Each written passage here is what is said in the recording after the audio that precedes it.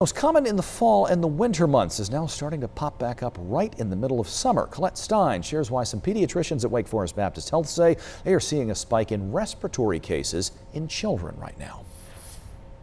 We saw levels of the respiratory viruses, including the respiratory syncytial virus, which is also called RSV. We saw those levels decline in March and April of 2020. Dr. Kimberly Montez is the assistant professor of pediatrics at Wake Forest Baptist Health. She says that increased hand washing, social distancing, and wearing a mask due to the pandemic played a huge role in preventing the spread of the flu. But she expects these same practices to be making children more vulnerable as pandemic restrictions are eased.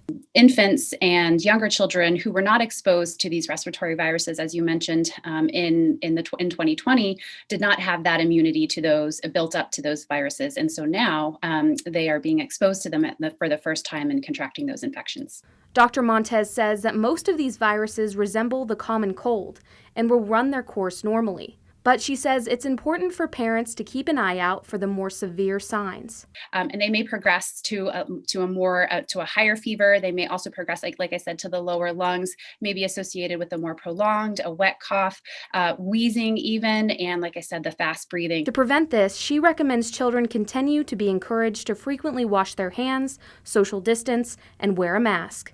But looking ahead, I think as children start to be exposed to these viruses and build up the immunity, I'm hoping that sort of the severity and the levels of the viruses will start to lower. But as they start to be in these school environments and these daycare environments, I do expect those levels to continue into the winter. In Winston-Salem, Colette Stein, WXII 12 News.